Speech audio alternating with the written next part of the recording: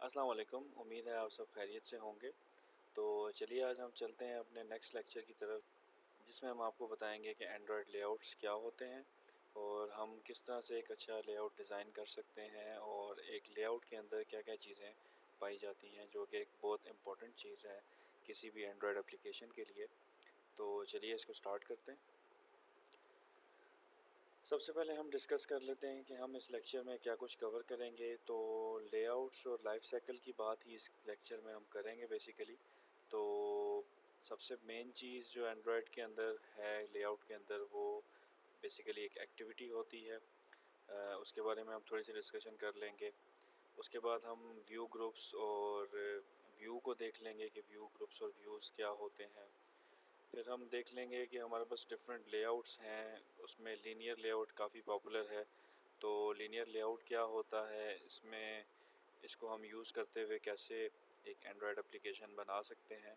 और दूसरा जो पॉपुलर लेआउट है वो हमारे पास रिलेटिव लेआउट है। तो रिलेटिव लेआउट को किस तरह से हम देखेंगे कि हम इसमें क्या कुछ चेंज कर सकते हैं। दूसरा जो पॉपुलर लेआउट है हमारे पास वो है रिलेटिव लेआउट। तो हम रिलेटिव लेआउट को भी देख लेंगे कि इसमें हम क्या कुछ चेंज कर सकते हैं। और उसके बाद हम आखिर में देख लेंगे कि हम एक ड्रॉअर लेआउट किस तरह से बनाते हैं, जो बेसिकली आपको मैं दिखाऊंगा कि एक ड्रॉअर लेआउट होता क्या है और उसको हम कैसे बना सकते हैं।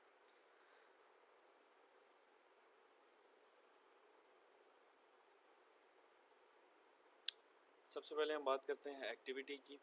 तो एक्टिविटी बेसिकली एक सिंपल से वर्ड्स में आपको मैं अगर बताऊं तो हमारे पास जो स्क्रीन्स होती हैं एंड्रॉयड एप्लीकेशन में जितनी भी, वो सब की सब एक्टिविटीज़ होती हैं। तो एक सिंगल स्क्रीन जो है वो रिप्रेजेंट कर रही है हमारी एक्टिविटी इंटरफेस को, जो भी आपके एक विंडो और फ्रेम में आ रही होती है।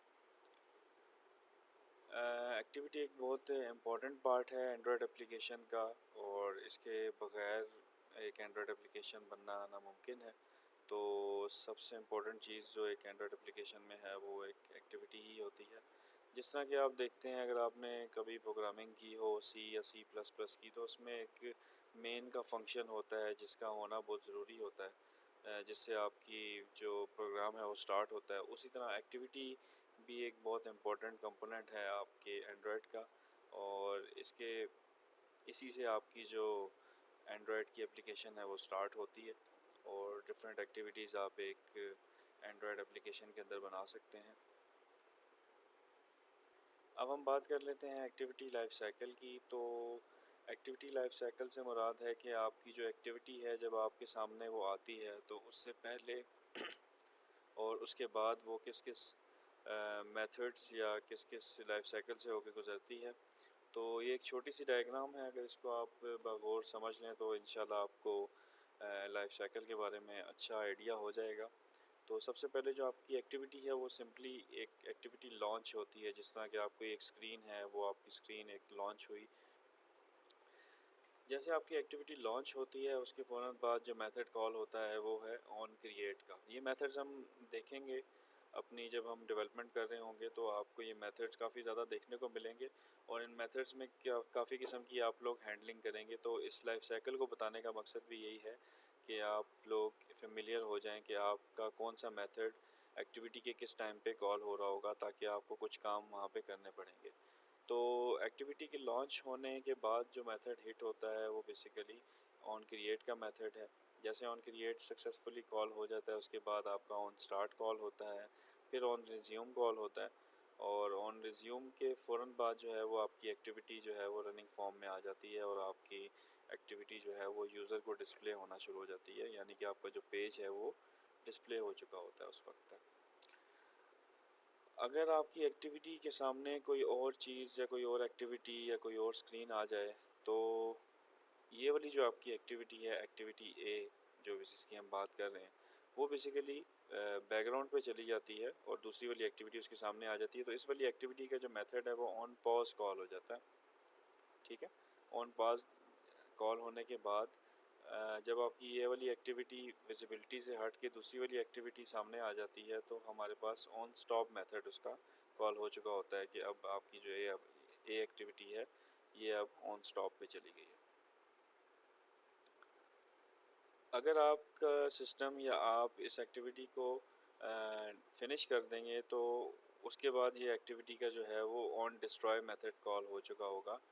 तो ऑन डिस्ट्रॉय मेथड कब कॉल होता है, जब आपकी ये जो एक्टिविटी है ये फिनिश हो चुकी है या इसको डिस्ट्रॉय कर दिया गया है सिस्टम की तरफ से, तो आपका ऑन डिस्ट्रॉय मेथड कॉल हो जाएगा और आपकी एक्टिविटी जो है वो शट डाउन हो जाएगी। इसके बाद आपकी एक्टिविटी अवेलेबल नहीं होगी।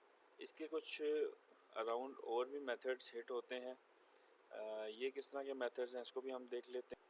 इन केस अगर आप ऑन पॉज स्टेट पे थे और आपकी एक्टिविटी दोबारा सामने आ गई, तो आपका जो मेथड है वो कॉल होगा ऑन रिज्यूम और दोबारा आपकी एक्टिविटी जो है वो यूज़र को विजिबल हो जाएगी। इसी तरह अगर आप ऑन स्टॉप स्टेज पे पहुंच चुके थे और उसके बाद आपकी एक्टिविटी पे दोबारा आया यूज़र, तो फिर क्या होगा कि आपकी एक्टिविटी का ऑन रीस्टार्ट कॉल होगा और रीस्टार्ट के बाद ऑन स्टार्ट, उसके बाद वैसे ही ऑन रिज्यूम और आपकी एक्टिविटी दोबारा रनिंग फॉर्म में आ जाएगी।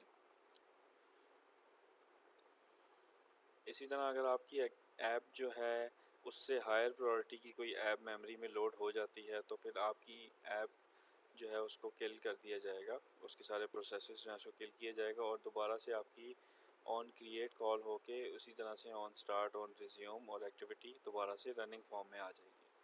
तो ये एक छोटा सा आपको एक ओवरव्यू दिया है एक एक्टिविटी के लाइफ साइकिल का। तो इसको आपने जहन में रखना है, जब हम डेवलपमेंट कर रहे होंगे तो हमें ये सारे के सारे मेथड्स जो हैं ये देखने को मिलेंगे। तो इन मेथड्स के अंदर हम काफ़ी कुछ करवा सकते हैं। आप एक एक्टिविटी क्रिएट करते हैं तो उसमें आपको जो मेनली ज़रूरत पड़ती है उस एक्टिविटी को रजिस्टर करवाने की ज़रूरत पड़ती है मैनिफेस्ट फाइल के अंदर। मैनिफेस्ट फाइल क्या होती है, वो बेसिकली एक कह लें आपकी रजिस्ट्री की फ़ाइल है। ये अलग से एक मेंटेन हो रही होती है, इस फाइल को भी हम देखेंगे। तो इसमें हो क्या रहा होता है कि जो भी आप एक्टिविटीज़ बना रहे होते हैं वो एक्टिविटीज़ आप यहाँ पे आके रजिस्टर करेंगे। लाइक जिस तरह से मैंने एक एक्टिविटी बना ली एग्जाम्पल एक्टिविटी के नाम से, तो मैंने उसको एप्लीकेशन के टैग के अंदर एक्टिविटी का टैग क्रिएट करके एक नेम दे दिया कि मैंने एग्जाम्पल एक्टिविटी क्रिएट कर दी। तो हर एक्टिविटी की रजिस्ट्रेशन होना ज़रूरी है। तो उसकी रजिस्ट्रेशन हम कहाँ पे करेंगे, मैनिफेस्ट फाइल के अंदर। तो मैनिफेस्ट फाइल क्या है, इसमें और क्या कुछ हम रजिस्टर करते हैं, क्या कुछ कर सकते हैं, ये हम फ्यूचर में देखेंगे। आइए फिर हम एक एक्टिविटी को अपनी एप्लीकेशन में रजिस्टर करके चेक करते हैं कि हमारी एक एक्टिविटी हम किस तरह से क्रिएट कर सकते हैं। तो चलिए हम चलते हैं अपने एंड्रॉयड स्टूडियो टूल की तरफ। जी, तो अब हम आ चुके हैं अपनी वही एप्लीकेशन की तरफ जो हमने लास्ट टाइम बनाई थी, जिसमें हम सिंपल सा हमने एक हेलो वर्ल्ड प्रोग्राम लिखा था। तो उसी में हम थोड़ा सा और एक्सटेंशन करके और अब हम अपनी जो नेक्स्ट चीज़ें हैं वो देख लेते हैं। तो एक्टिविटी क्रिएट करने का एक सिंपल तरीका है जो एंड्रॉयड स्टूडियो हमें देता है बेसिकली, जो इसका एक शॉर्टकट वे भी है। तो वो क्या है, वो बेसिकली आपने सिंपली यहाँ पे राइट क्लिक करना है, उसके बाद न्यू में जाना है। न्यू में जैसे आप जाएंगे तो यहाँ पे आप देखेंगे कि आपके पास काफ़ी ज़्यादा चीज़ें आ रही होंगी कि आप क्या कुछ न्यू क्रिएट कर सकते हैं। आप जावा क्लास न्यू क्रिएट कर सकते हैं। अब इसमें आप देख लें कि आपके पास एक्टिविटी का एक सेक्शन बना हुआ है कि आप न्यू एक्टिविटी क्रिएट करना चाह रहे हैं। तो न्यू एक्टिविटी के सेक्शन में जाएंगे। अब आप जाके वहाँ से आप कोई भी चीज़ सेलेक्ट कर सकते हैं, जैसा कि हमने हेलो वर्ल्ड प्रोग्राम की एप्लीकेशन के स्टार्ट में देखा था कि जब आप एंड्रॉयड की एक्टिविटी क्रिएट कर रहे थे तो वो आपसे पूछा था कि आप कौन सी एक्टिविटी क्रिएट करना चाह रहे हैं, बेसिक एक्टिविटी, बॉटम नेविगेशन जिसके साथ हो वो वाली एक्टिविटी, या सिंपल एम्प्टी एक्टिविटी। इसके अलावा बेतहाशा ऑप्शन अवेलेबल थे, वो सारे के सारे यहाँ पे आ रहे हैं। तो हमें बेसिकली अभी जस्ट एक एक्टिविटी क्रिएट करनी है जो सिर्फ एम्प्टी हो। तो एक हम एम्प्टी एक्टिविटी क्रिएट कर लेते हैं। अब उस एम्प्टी एक्टिविटी का ही हमसे नाम पूछ रहा है कि हम इसका नाम क्या रखेंगे। तो हम एक्टिविटी को छोड़ के इसके पीछे नाम चेंज कर सकते हैं, जो आपका दिल हो आप वो नाम रख सकते हैं। तो हम इसका नाम रख लेते हैं टेस्ट एक्टिविटी। तो जैसा कि आप देख सकते हैं कि नीचे लेआउट नेम के अंदर ऑटोमेटिकली उसने एक्टिविटी अंडरस्कोर टेस्ट के नाम से एक जनरेट लेआउट फाइल कर दी है। ठीक हो गया, तो हम इसको फिनिश कर देंगे। अब फिनिश करने पे आपके पास ये दोनों फाइल्स ओपन हो चुकी हैं, जावा वाली भी और उसकी एक्सएमएल यानी कि उसका लेआउट की फ़ाइल भी। तो ये एक सिंपल तरीका था एक्टिविटी को क्रिएट करने का। और इसकी रजिस्ट्रेशन कहाँ पे हुई है वो मैं आपको दिखा देता हूँ। जैसे कि मैंने आपको डॉक्यूमेंट में बताया कि आपने मैनिफेस्ट में इसकी रजिस्ट्रेशन करनी होती है। तो ये जो शॉर्टकट हमें एंड्रॉयड स्टूडियो ने दिया है, ये ऑटोमेटिकली अगर आप इस तरीके से एक एक्टिविटी क्रिएट करेंगे तो उसका जो रजिस्ट्रेशन है वो एंड्रॉयड स्टूडियो ख़ुद से मैनिफेस्ट की फ़ाइल के अंदर कर देगा। तो हम वो देख लेते हैं कि मैनिफेस्ट में इसकी रजिस्ट्रेशन हुई है कि नहीं। तो ये मैनिफेस्ट की फ़ाइल है। मैनिफेस्ट भी बेसिकली जो है वो एक्सएमएल बेस्ड फ़ाइल बनती है, तो एक्सएमएल के टैग्स ही होते हैं इसमें। सबसे ऊपर मेन पे इसका एक एप्लीकेशन का टैग होता है।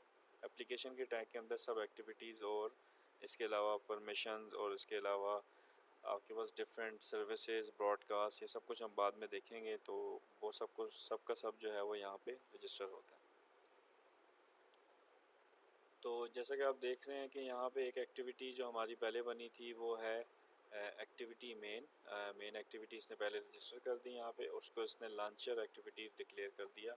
तो ये कभी भी आप ने अपनी एप्लीकेशन का कुछ स्टार्टिंग पॉइंट बताना है, लाइक अगर जिस तरह कभी आप देख रहे हैं कि हमारी एक्टिविटी में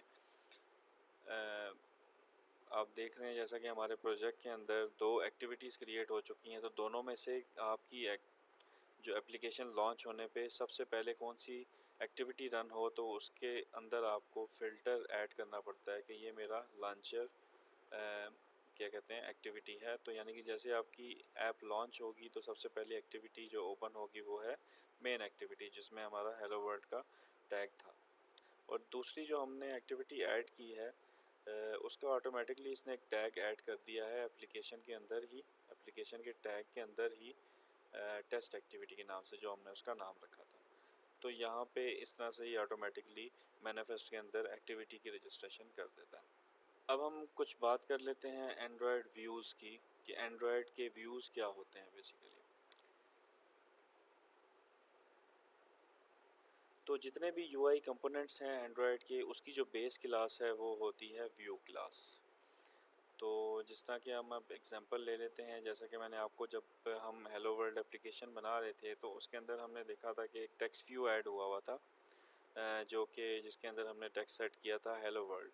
तो वो टेक्स्ट व्यू जो है वो बेसिकली इसी क्लास से बिलोंग करता है। जिस तरह से वो टेक्स्ट व्यू था उसी तरह से एडिट टेक्स्ट और दीगर भी इनपुट के जितने भी इसमें कंपोनेंट्स हैं और इसके अलावा भी जितने भी इसमें हमारे पास विजेट्स आते हैं वो सब के सब जो हैं वो व्यू क्लास से बिलोंग करते हैं। उसकी कुछ कॉमन आपको बता देता हूँ कि कौन कौन सी सब क्लासेस हैं व्यू की जो हम मेनली यूज़ भी करेंगे।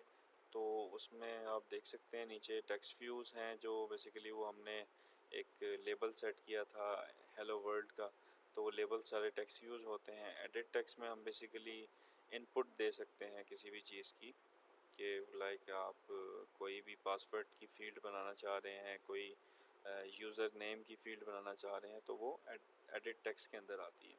इसी तरह आप बटन चेक बॉक्स, जो चेक बॉक्स होते हैं जिस पर टिक कर सकते हैं आप, वो भी यहाँ पे होते हैं। रेडियो बटन भी व्यू क्लास से बिलोंग करता है। इसी तरह से image button, progress bar, spinner, ये हम सब अभी एंड्रॉयड स्टूडियो पे आपको दिखा देते हैं।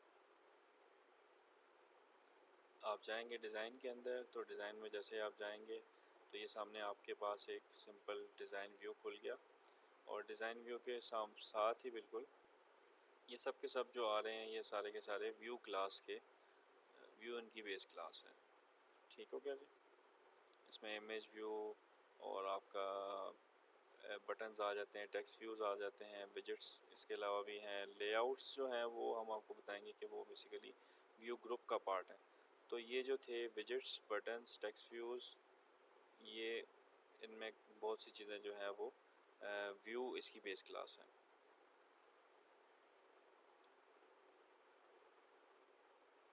अब हम बात कर लेते हैं एंड्रॉयड व्यू ग्रुप्स की। तो व्यू ग्रुप्स क्या होते हैं? व्यू ग्रुप भी बेसिकली एक सब क्लास ही है व्यू की, लेकिन इसमें मोस्टली आपके लेआउट्स आ जाते हैं और उसके कुछ लेआउट्स के पैरामीटर्स आ जाते हैं। जिस तरह कि हमने देखा कि जो कुछ लेआउट्स मैंने आपको दिखाए थे, लीनियर लेआउट और रिलेटिव लेआउट, ये सब के सब जो हैं ये व्यू ग्रुप की क्लास से बिलोंग करते हैं। इसमें से कॉमनली जो यूज़ होते हैं हमारे पास वो उसमें देख लें आपके लीनियर लेआउट आ गया, रिलेटिव लेआउट आ गया, table frame, web view, list view, grid view, इस तरह के काफ़ी जो भी कोई ना कोई आपकी व्यूज़ कंटेन करते हैं उनको हम व्यू ग्रुप्स कह लेते हैं। यानी कि कोई लेआउट है जो टेक्स्ट व्यू कंटेन कर रहा है, एडिट टेक्स्ट कंटेन कर रहा है, तो वो हमारे पास क्या होगा, कंटेनर की शक्ल में होगा। उस कंटेनर के अंदर हमारे पास ये सारे ऑप्शन आ रहे होते हैं। तो कंटेनर जो है वो बेसिकली व्यू ग्रुप होता है। उसको भी हम देख लेते हैं अपने एंड्रॉयड स्टूडियो पे जाके। तो लेआउट के अंदर आप देख लें, जिस तरह कि इसमें लीनियर लेआउट आ रहा है, लीनियर के बाद आपका फ्रेम लेआउट, इसी तरह इसमें रिलेटिव लेआउट्स भी होते हैं। तो ये सारे के सारे जितने लेआउट्स हैं जो बेसिकली कंटेनर की तरह बिहेव करते हैं, वो हमारे बेसिकली व्यू ग्रुप का पार्ट है।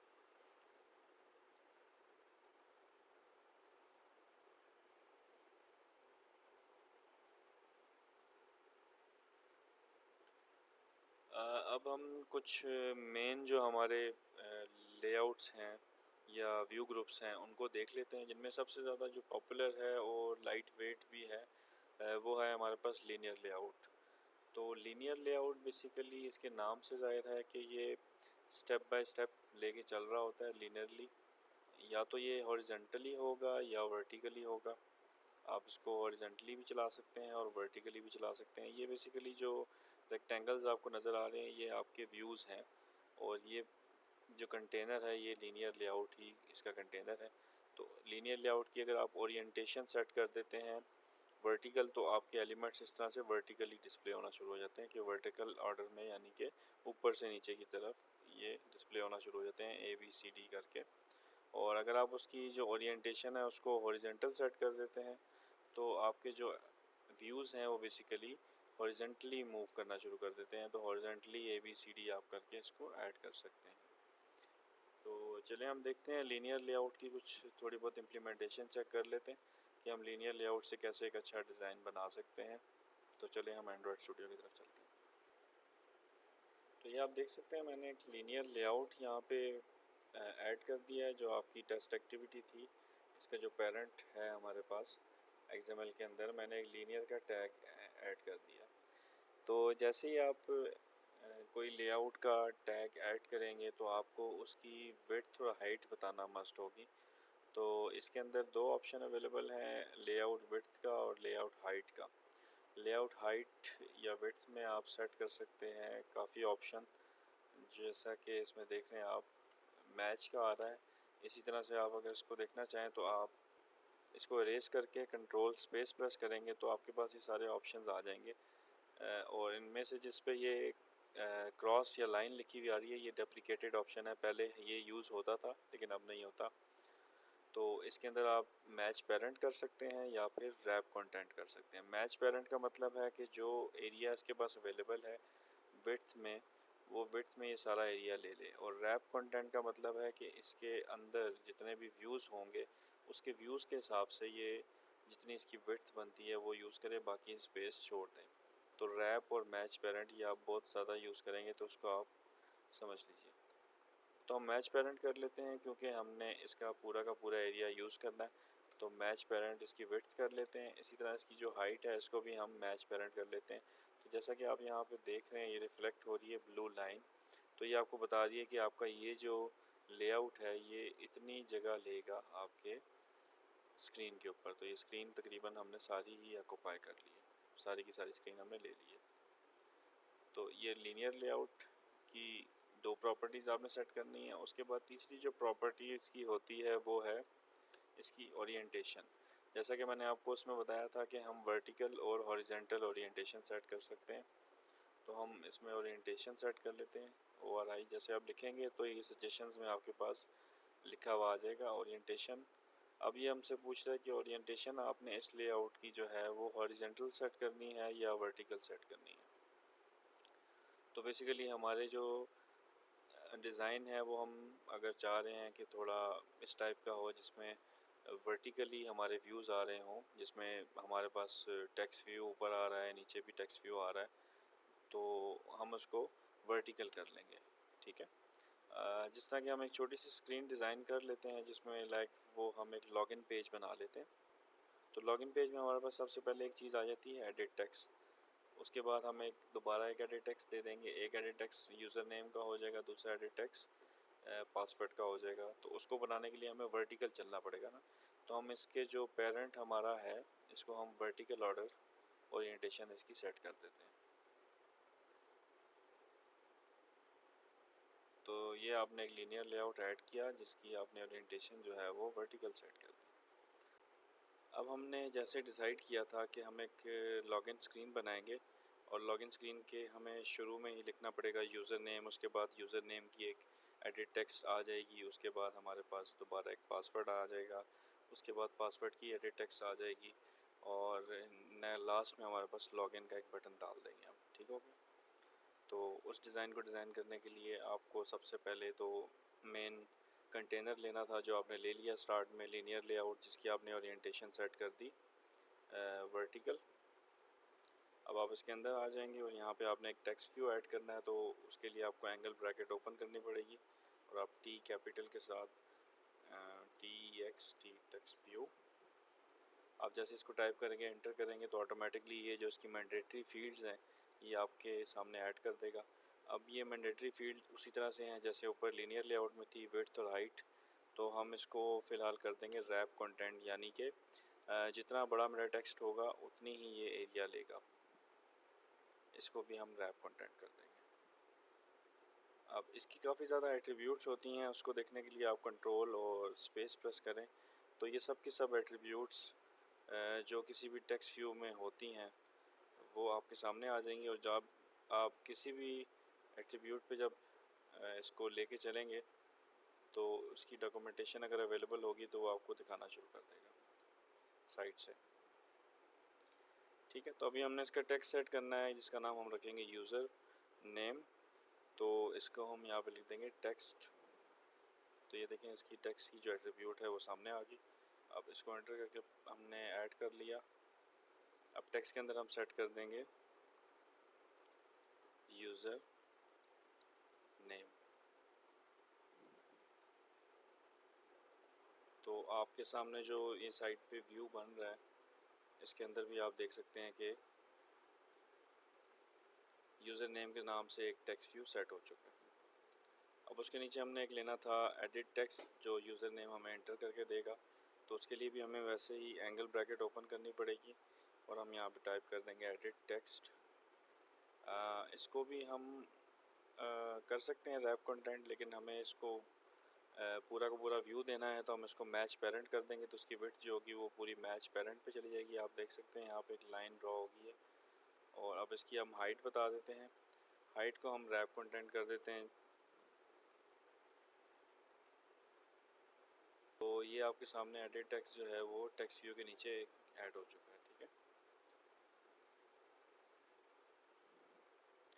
इसी तरह से दोबारा हम नीचे एक और टेक्स्ट व्यू ले लेंगे,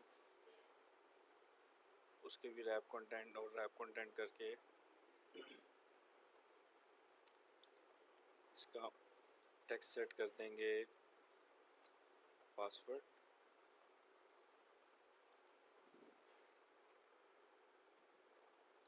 और इसके नीचे दोबारा हम एक एडिट टेक्स्ट ले लेंगे, इसको हम विड्थ को मैच पेरेंट कर लेते हैं।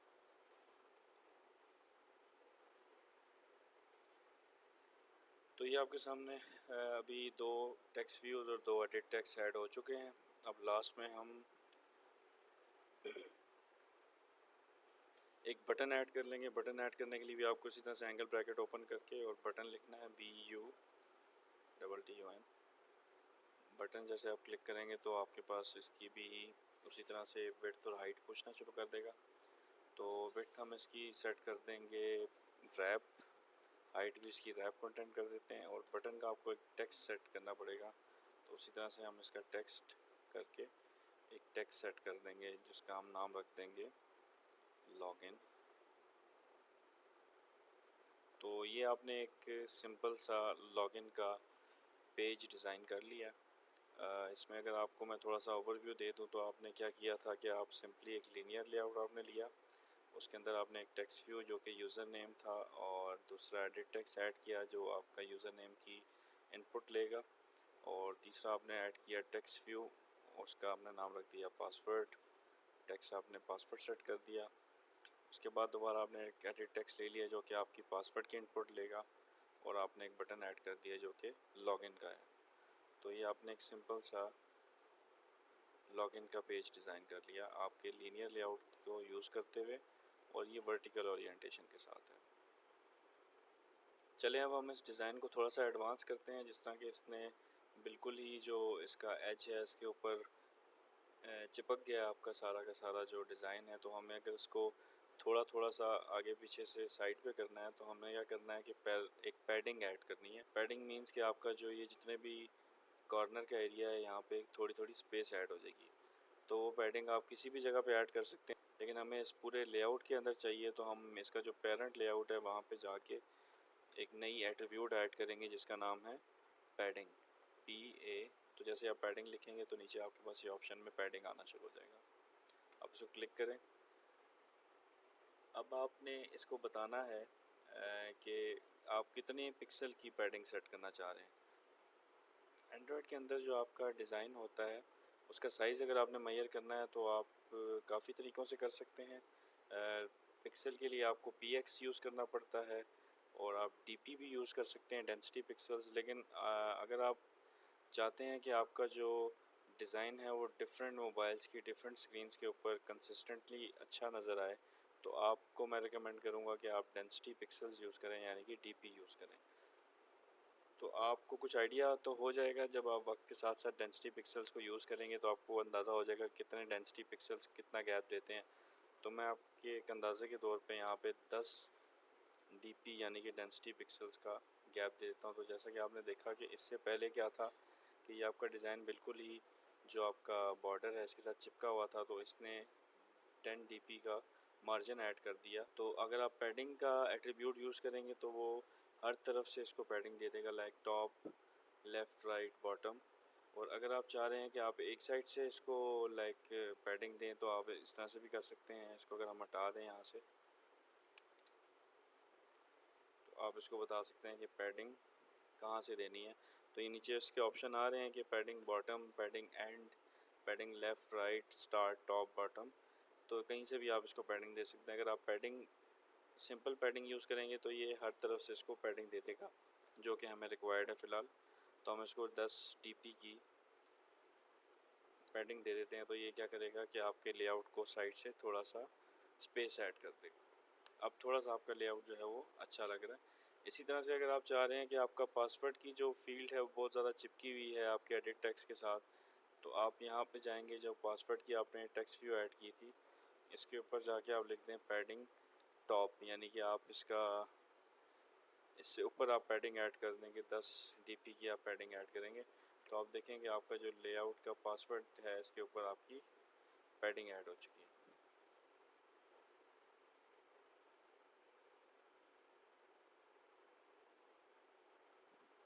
इसी तरह आप बटन का लॉगिन बटन जो आपने बनाया है इसके ऊपर भी पैडिंग ऐड कर सकते हैं, तो आप इसको भी पैडिंग दे दें।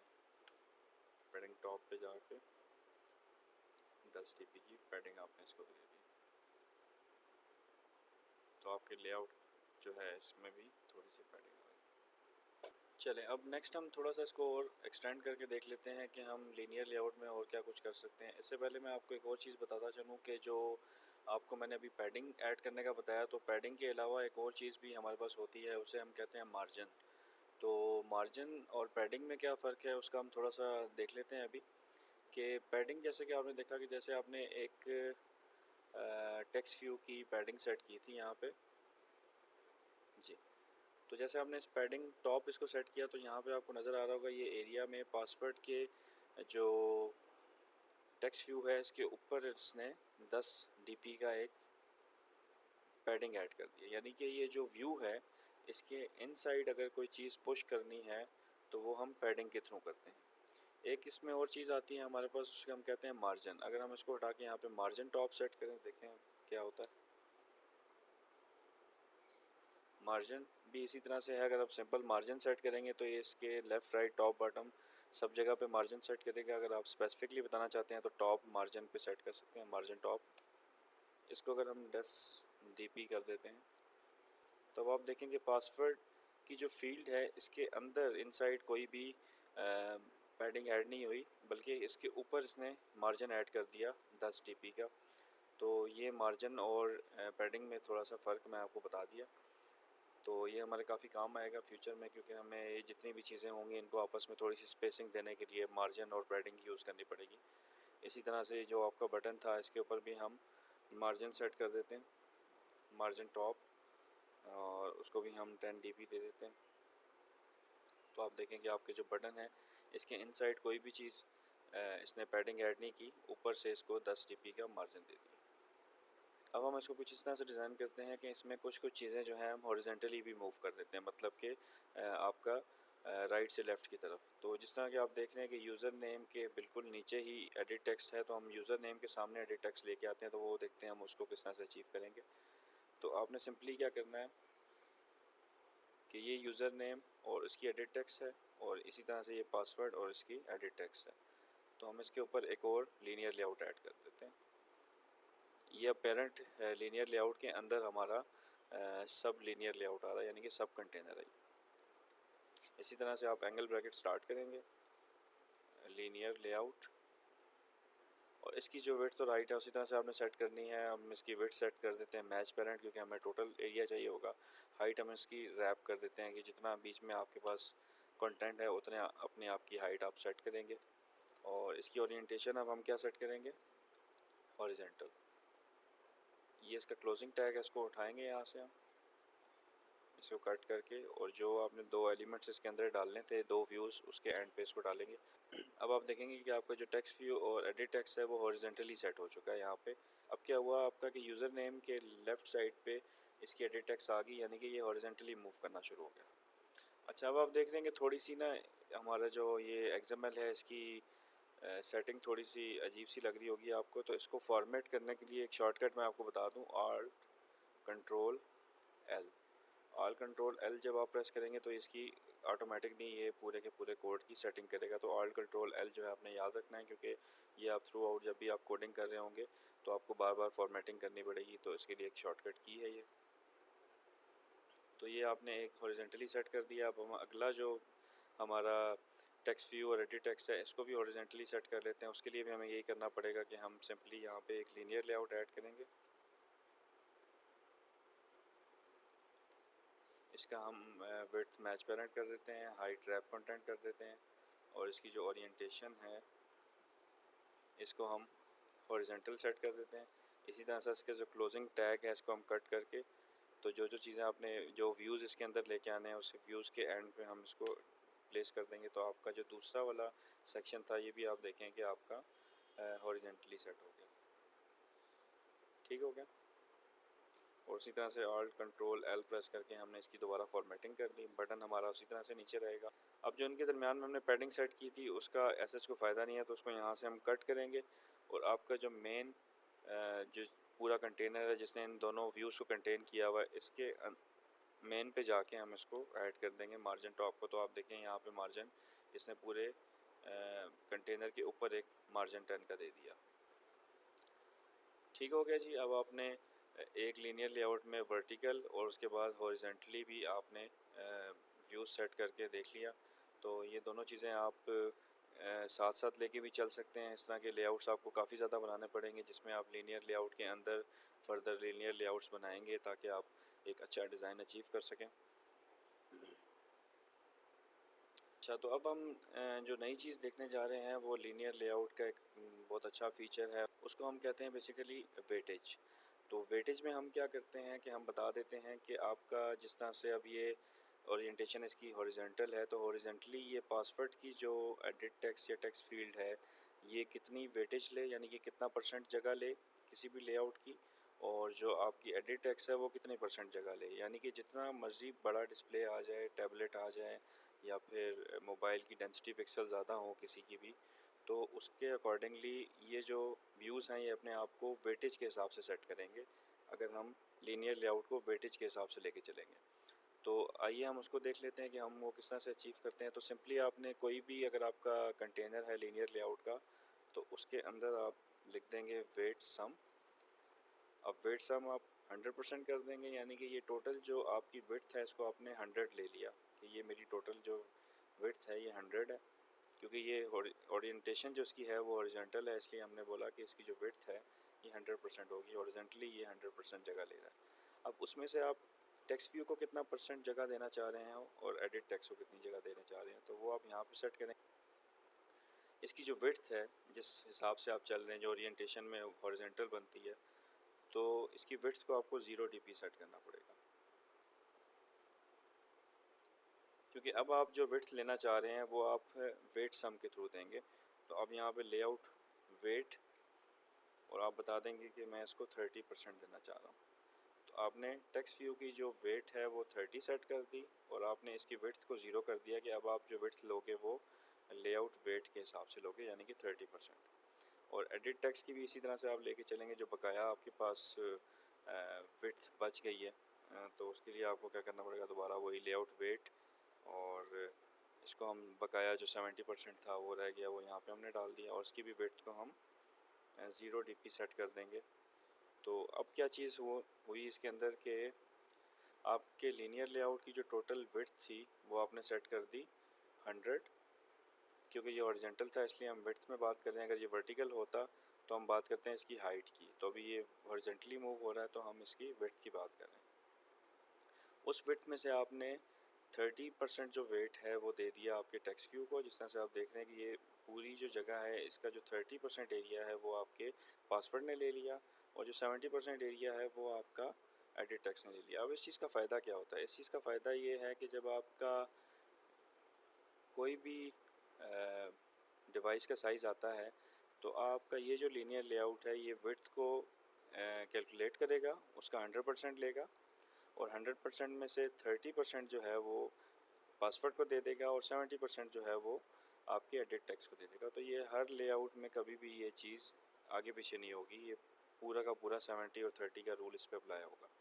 तो ये एक बहुत अच्छा फीचर है किसी भी लीनियर लेआउट का, तो ये भी आप को आना चाहिए, और ये काफ़ी मददगार साबित होता है डिफरेंट जगहों पे। जब आप इस तरह की कोई फ़िक्स चीज़ें करना चाह रहे होते हैं तो फ़िक्स चीज़ों से बचने के लिए आप यहाँ पे परसेंटेज के हिसाब से रख देते हैं कि इतना परसेंट आप इसको दे दो, उतना परसेंट आप उसको दे दो। तो ये जितने भी व्यूज़ इसके अंदर होंगे आप इसको डिवाइड करके अपने हिसाब से परसेंटेजेस इनकी सेट कर सकते हैं। तो चलें हम ऊपर वाले की भी इसी तरह से वेटेज सेट कर देते हैं। उसके लिए भी हमें ये करना पड़ेगा कि वेट सम ऐड करना पड़ेगा आपके जो मेन कंटेनर है उसके ऊपर, वो 100% हमने कर दिया। और आप अंदर आएंगे, आपके व्यूज़ के ऊपर आपने जो वेट सेट किया वो होगा लाइक 30 इसको दे दिया, लेकिन इसकी जो विड्थ है इसको हमने 0 dp सेट कर दिया, क्योंकि हम हॉरिजॉन्टली मूव कर रहे हैं तो हम विड्थ को देख रहे हैं। विड्थ की हम अब यहाँ से विड्थ नहीं लेंगे, और अब हम वेट के थ्रू विड्थ इसकी सेट करेंगे। और इसी तरह हम एडिट टेक्स्ट पे भी यूँ ही वेट सम सेट करेंगे, और इसी तरह हम एडिट टेक्स्ट का भी वेट सेट करेंगे, और वो है जो बाकी इसका बच गया 70%, वो हमने इसको दे दिया, और उसकी वेट को भी हमने 0 dp कर दिया। तो आप देखें कि आपका जो लेआउट है वो पूरा का पूरा एक सीक्वेंस से चल रहा है, 30%, 70%, 30%, 70%। अगर आपको लग रहा है कि आप उसको ज़्यादा स्पेस दे रहे हैं तो आप उसको कम भी कर सकते हैं, लाइक जिस तरह से आप 25 इसको कर दें, या 20 भी कर सकते हैं, और नीचे वाले को आप दे दें जो बाकी बच गया 80%। तो आप देखें कि आप पूरा आपका ये 80 और 20 का एक स्पेसिंग इसमें होगी। इसी तरह से आप नीचे भी इसको सेट कर दें 20 और 70। तो ये आप अपने हिसाब से देख के इसको कर सकते हैं। मेरे ख्याल में लीनियर लेआउट में आपको तकरीबन सब चीज़ें मैंने बता दी। तो इन चीज़ों को यूज़ करते हुए आप एक अच्छे से अच्छा डिज़ाइन लीनियर लेआउट को यूज़ करते हुए बना सकते हैं। तो चलें अब हम देखते हैं अपना नेक्स्ट लेआउट। अब हमारा जो नेक्स्ट लेआउट है बेसिकली वो रिलेटिव लेआउट है। रिलेटिव लेआउट भी काफ़ी इम्पॉर्टेंट है, क्योंकि जब हमारे पास कोई कम्प्लेक्स डिज़ाइन आ जाते हैं जो हम लीनियर लेआउट से अचीव नहीं कर सकते, तो हम उसमें फिर रिलेटिव लेआउट की तरफ मूव करते हैं। तो रिलेटिव लेआउट होता क्या है उसको हम थोड़ा सा देख लेते हैं आज। रिलेटिव लेआउट भी बिल्कुल लीनियर लेआउट की तरह एक व्यू ग्रुप का पार्ट है, सब क्लास है उसकी। तो ये व्यू ग्रुप होता है, और इसके अंदर भी इसी तरह से जिस तरह से लीनियर लेआउट के अंदर डिफरेंट व्यूज़ हम डालते हैं, इस तरह से रिलेटिव लेआउट के अंदर भी व्यूज़ आते हैं। जिस तरह कि आप देख रहे हैं कि ये पूरा कंटेनर जो है ये रिलेटिव लेआउट का कंटेनर है, और इसके अंदर ये एक व्यू आ रहा है, इसी तरह से ये एक व्यू आ रहा है, ये एक व्यू आ रहा है, लेकिन ये एक लीनियर वे में नहीं चल रहा। यानी कि इस जो व्यू है इसके बॉटम पे और ये वाला व्यू भी इसके बॉटम पे आ रहा है, इसी तरह ये वाला व्यू जो है इन दोनों के टॉप पे आ रहा है। तो यहाँ पे जो हम चीज़ देखते हैं कि पोजीशन इसमें मैटर करती है बेसिकली, कि आपके व्यूज़ जो हैं वो किसी न किसी पोजीशन के तहत एक दूसरे के आगे पीछे सेट हुए हुए हैं। लेफ़्ट राइट भी हो सकते हैं, टॉप बॉटम भी हो सकते हैं, या आप अलाइनमेंट इसमें सेट कर सकते हैं। ये आपको इसमें काफ़ी आसानी हो जाती है। और रिलेटिव लेआउट में सबसे बड़ा फ़ायदा ये भी होता है, जिस तरह कि हमने देखा कि जो आपका लीनियर लेआउट था उसके अंदर आपको उसके अंदर फर्दर लीनियर लेआउट्स बनाने पड़े। अगर आपने हॉरिजॉन्टल मूव करना था तो काफ़ी ज़्यादा नेस्टेड उसका स्ट्रक्चर हो गया था। नेस्टेड मतलब कि मेन आपका जो व्यू ग्रुप है उसके अंदर आपने और व्यू ग्रुप्स कंटेनर्स बनाए और उसको कंटेन करने के लिए, लेकिन रिलेटिव में आप इस चीज़ से काफ़ी बच जाते हैं। तो आपका जो एक इंटरफेस है वो काफ़ी सिंपल हो जाता है और उसमें आप नेस्टिंग जो है उसको एलिमिनेट कर सकते हैं। यानी कि आपके रिलेटिव लेआउट के अंदर जो नेस्टेड लेआउट्स हैं वो बहुत कम होते हैं as compared to linear layout. लेकिन फिर भी लीनियर लेआउट जो है उसकी जो रेंडरिंग है वो इससे काफ़ी फास्ट है, इसी वजह से कि उसकी कम्प्लेक्सिटी कम है लीनियर लेआउट रिलेटिव लेआउट से। और रिलेटिव लेआउट जो है वो फ्लैट हायरार्की को फॉलो करता है। यानी कि एक रिलेटिव लेआउट आप ले लें, उसके अंदर ही आप सारे व्यूज़ डालते जाएं और बताते जाएं कि ये व्यू उसके लेफ़्ट पे होगा, ये व्यू उसके राइट पे होगा, वो व्यू उसके राइट पे, लेफ़्ट पे, इस तरह से चलते जाएंगे। तो ये बेसिकली एक फ़्लैट हायरार्की को रिप्रेजेंट करता है। तो ये इस वजह से थोड़ा सा उससे ईजी है लीनियर लेआउट से। तो चलिए अब हम इसकी एक इम्प्लीमेंटेशन देख लेते हैं कि हम रिलेटिव लेआउट से सेम वही वाला डिज़ाइन कैसे डिज़ाइन करेंगे। तो अब हमने एक और स्क्रीन ले ली जिसका हमने जो पेरेंट है वो रिलेटिव लेआउट सेट कर लिया। अब हम सेम वैसे ही एक लॉगिन स्क्रीन डिज़ाइन करेंगे, लेकिन अब हम लीनियर के बजाय रिलेटिव लेआउट को यूज़ करेंगे। तो उसी तरह से हम अपने जो व्यूज़ हैं उनको ऐड करते जाते हैं। सबसे पहले हमारे पास आएगा हमारा जो यूज़र नेम की टेक्स्ट व्यू थी। टेक्स्ट व्यू हमने सेट कर ली, इसको हम रैप कर देते हैं, इसकी हाइट भी हम रैप कंटेंट कर देते हैं, इसका टेक्स्ट हम सेट कर देते हैं।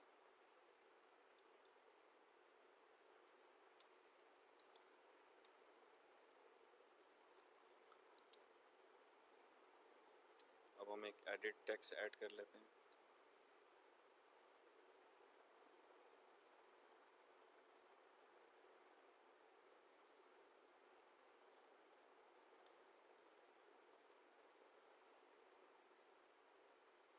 अब आप देख रहे हैं कि जो भी मैं व्यू ऐड कर रहा हूँ वो दूसरे व्यू के ऊपर ही ओवरलैप होता जा रहा है।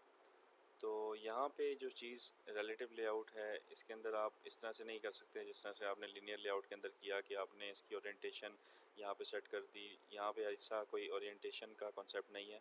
तो आपको बताना पड़ेगा कि ये एडिट टेक्स्ट जो है ये इस टेक्स्ट व्यू के किस साइड पे आए, टॉप पे आए, लेफ़्ट पे आए, बॉटम पे आए, या किस जगह पे आना चाहिए। तो आपको इसका बताना पड़ेगा कि आपने इस चीज़ को किस जगह पे सेट करना है।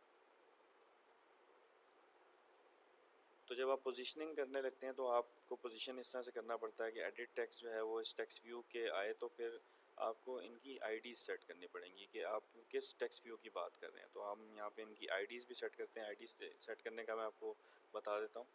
आप सिंपली यहाँ पे जाके लिखेंगे आईडी। तो यहाँ पे आईडी का एक आपके पास आ गया।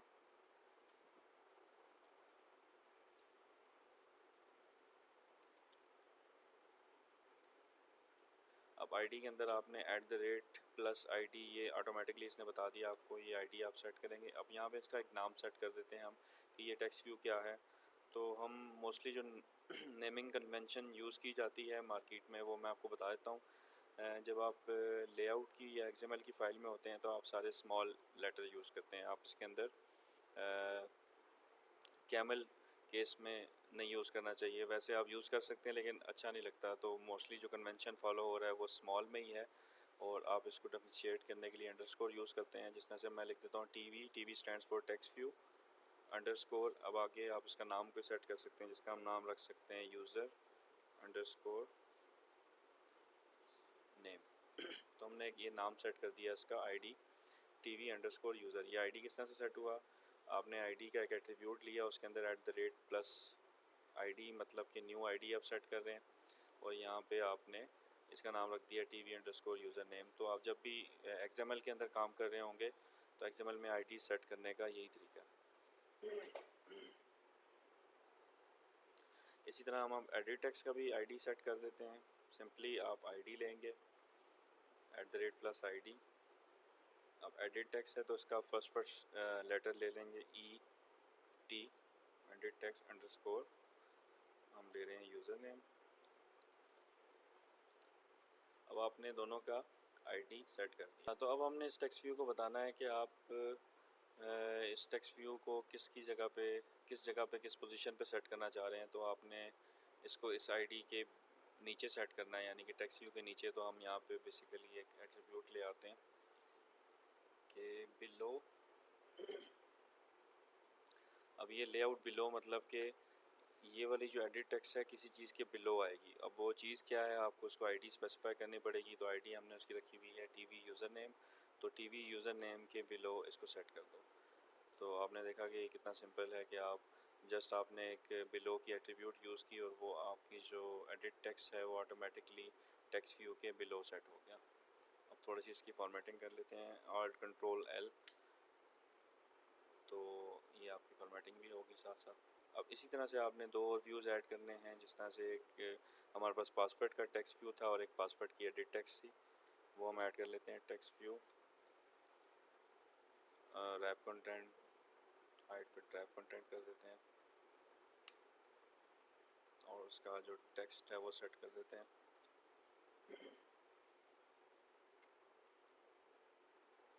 पासवर्ड इसकी भी हमें आईडी सेट करनी पड़ेगी क्योंकि हमने इसके भी आगे पीछे किसी चीज़ को मूव करना होगा।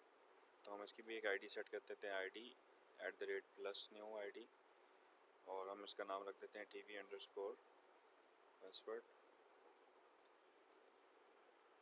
इसी तरह से हम एक और एडिट टेक्स्ट ऐड करेंगे, एडिट टेक्स्ट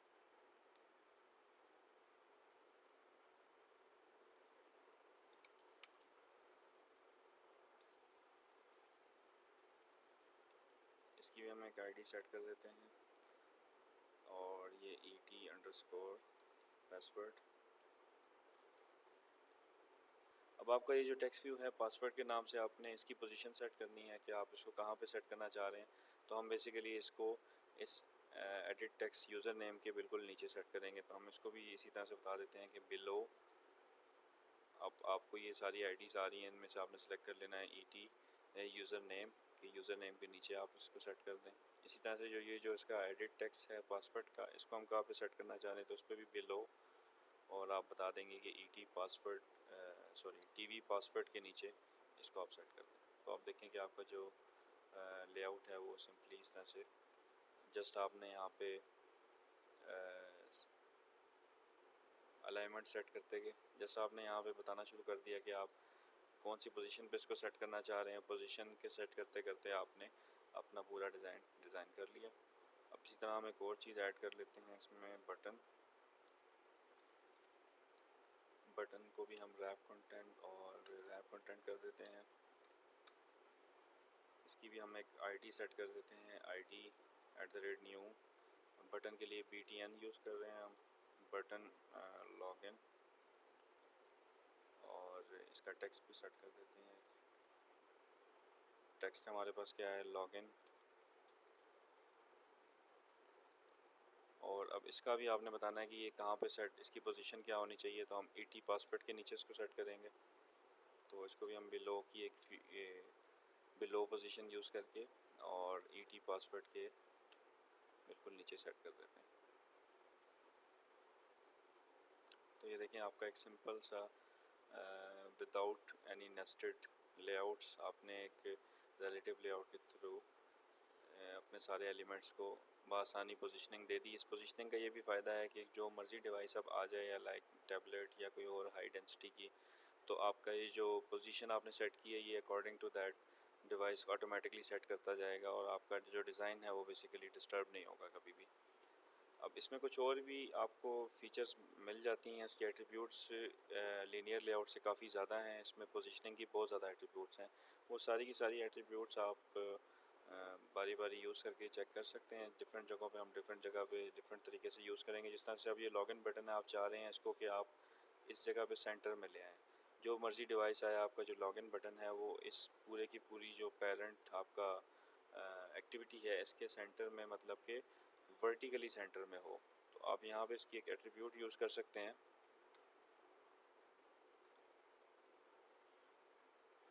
ये देखें, सेंटर वर्टिकल और सेंटर हॉरिजेंटल। तो हमने इसको सेंटर हॉरिजेंटल सेट करना है, तो सेंटर हॉरिजेंटल आप फील्ड लेंगे, इसको ट्रू कर देंगे, तो आप देखेंगे आपका जो लॉगिन बटन है वो आप हॉरिजेंटली जो है वो सेंटर हो चुका है।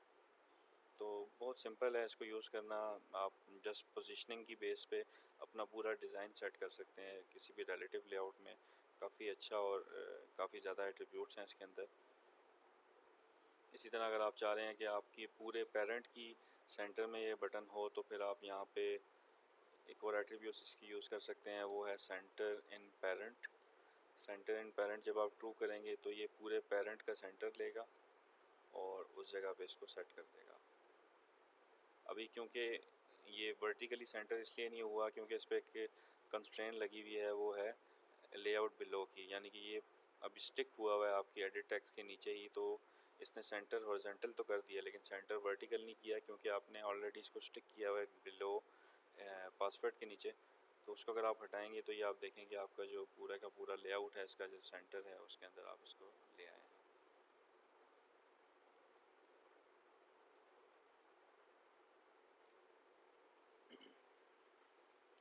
मार्जिन अगर आपने सेट करने हैं या आपने पैडिंग देनी है, तो सिंपली आप जिस तरह से हम शुरू में चाह रहे थे कि हम पूरे लेआउट की साइड्स पे और टॉप पे थोड़ी सी पैडिंग ऐड कर देते हैं, ताकि आपका जो डिज़ाइन जो साइड पे चिपक रहा है वो बिल्कुल साथ ना रहे और थोड़ा सा स्पेस आ जाए। तो उसमें हम 10 dp की के पैडिंग दे देंगे, तो आप देखेंगे आपका डिज़ाइन थोड़ा सा अच्छा लगना शुरू हो गया। इसी तरह जो पासवर्ड की फील्ड है उसमें और उससे ऊपर वाली फील्ड में थोड़ा सा गैप आ जाए तो हम मार्जिन सेट करेंगे। मार्जिन टॉप पे हम थोड़ा सा मार्जिन दे देंगे 10 dp का, तो आपका थोड़ा सा मार्जिन इसमें आ गया। इसी तरह लॉगिन बटन पे आप मार्जिन चाह रहे हैं तो आप यहाँ पे भी इसी तरह से एक मार्जिन टॉप सेट करके 10 dp का यहाँ पे मार्जिन दे देंगे, तो आपका लेआउट थोड़ा सा अच्छा लगना शुरू हो जाता है इस तरह से। इसी तरह इसकी बहुत ज़्यादा एट्रीब्यूट्स अवेलेबल हैं। आप यहाँ पे सिंपली कंट्रोल शिफ्ट प्रेस करेंगे तो ये आपको सारी की सारी एट्रीब्यूट्स नज़र आ रही होंगी। और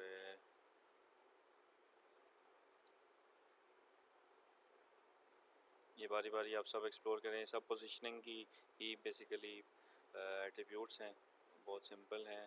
इनके नाम से आपको इसका आइडिया हो जाएगा, और जैसे जैसे आप डिज़ाइन करना शुरू करेंगे तो आप ये सारी की सारी चीज़ें भी यूज़ करना शुरू कर देंगे। तो काफ़ी ज़्यादा इसमें आपकी अवेलेबिलिटी है एट्रीब्यूट्स की।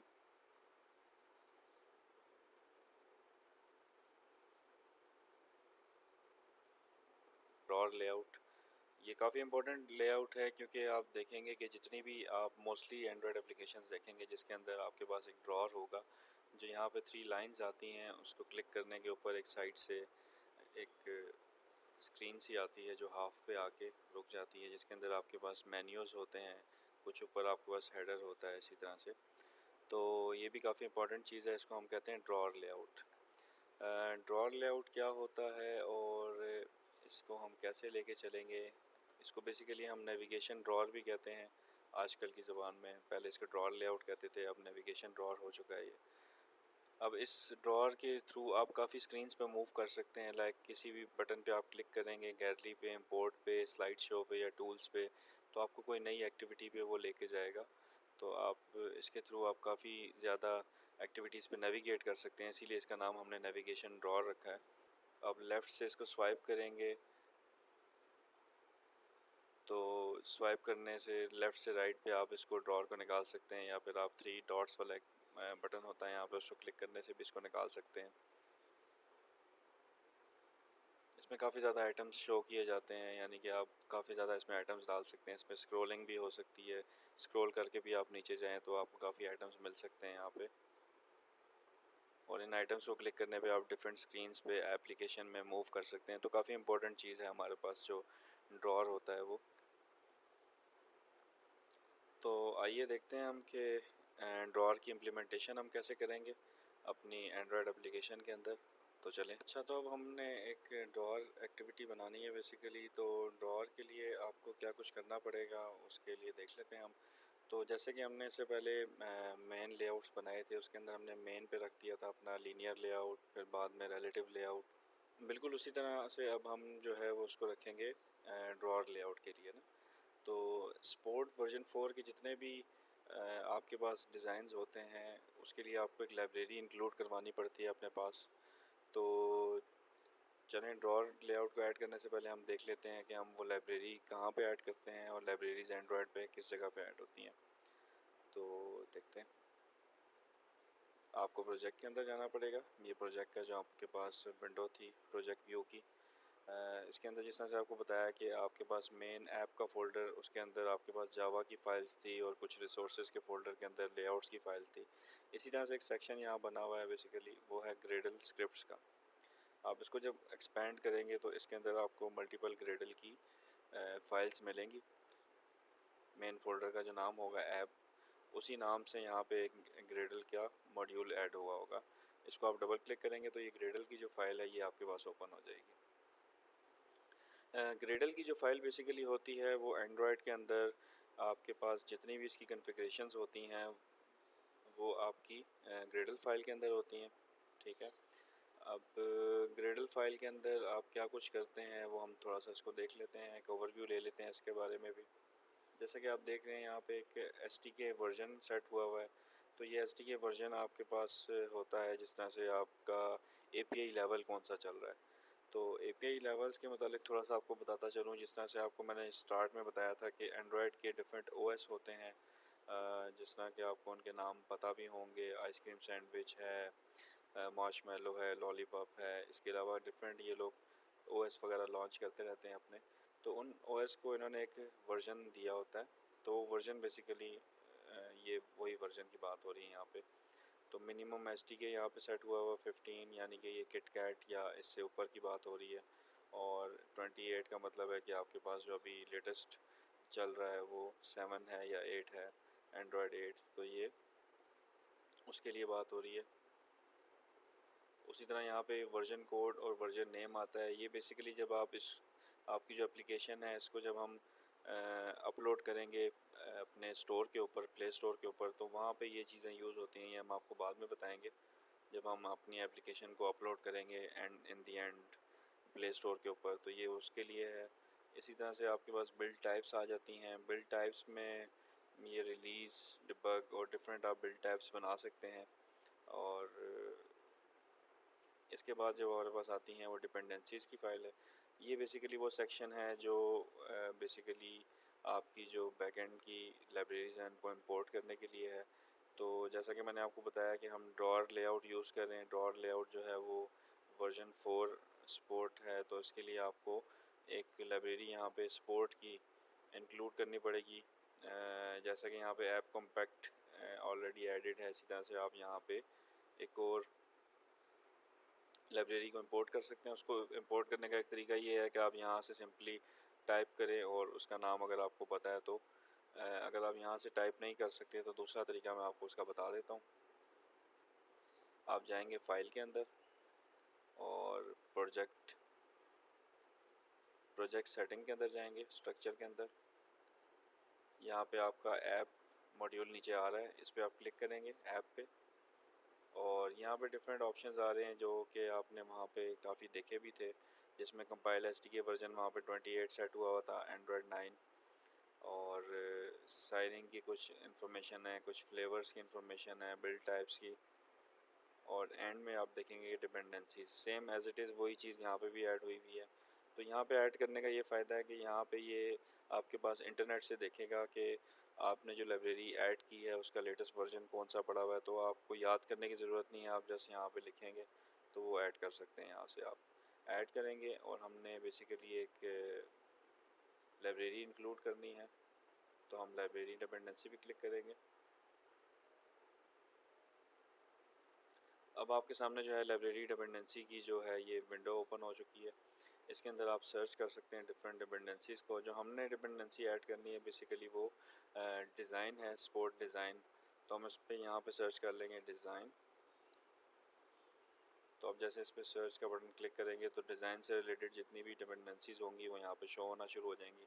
तो हमें ये सबसे पहले वाली जो एंड्रॉयड सपोर्ट डिज़ाइन की लाइब्रेरी है इसको इंक्लूड करना है अपने प्रोजेक्ट में। तो हम इस पर क्लिक करके ओके प्रेस करेंगे तो आप देखेंगे आपका जो डिज़ाइन की लाइब्रेरी है वो यहाँ पे ऐड हो चुकी है। आप यहाँ पे सिंपली ओके प्रेस करेंगे, उसकी जो फाइल्स हैं वो यहाँ पे बेसिकली डाउनलोड होना शुरू हो जाती हैं। डाउनलोड होने के बाद वो चीज़ जो है आपकी डिपेंडेंसी में ऐड हो जाती है।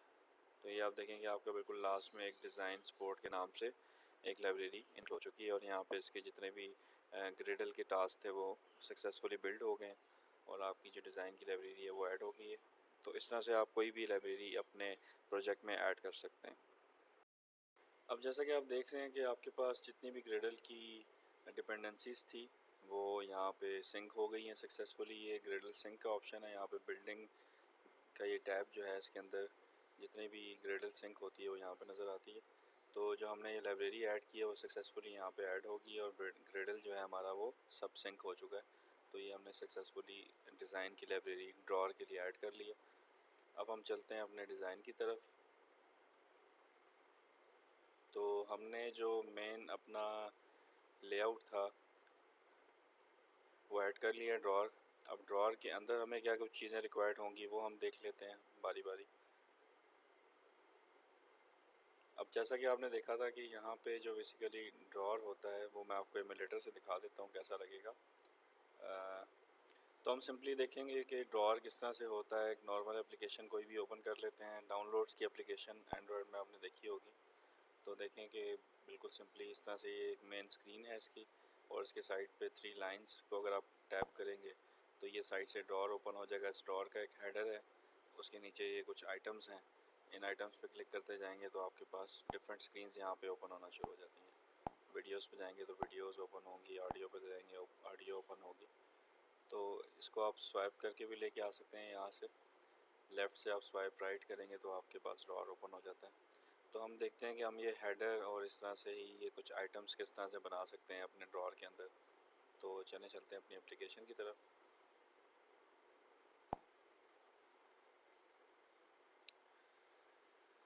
अब ड्रॉअर के अंदर जो आपको मेन चीज़ चाहिए थी वो एक तो आपने देखा था कि ये मेन स्क्रीन थी यहाँ पे और साइड से ड्रॉअर आ रहा था। जो ड्रॉअर की चीज़ें हैं वो हमें ऐड करने के लिए यहाँ पे एक नया व्यू ऐड करना पड़ेगा जो कि जिसका नाम है नेविगेशन व्यू। तो हम एंगल ब्रैकेट ऑन करेंगे और नेविगेशन को लिखेंगे तो ये देखें आपके पास नेविगेशन व्यू का एक लेआउट आ गया। इसको ऐसे ही हम इसकी विड्थ जो है वो रैप कंटेंट कर देंगे क्योंकि हमने पूरी स्क्रीन पे इसको नहीं लाना, हाफ स्क्रीन में या जितनी स्क्रीन पे इसका टेक्स्ट आता है उतना लाना है।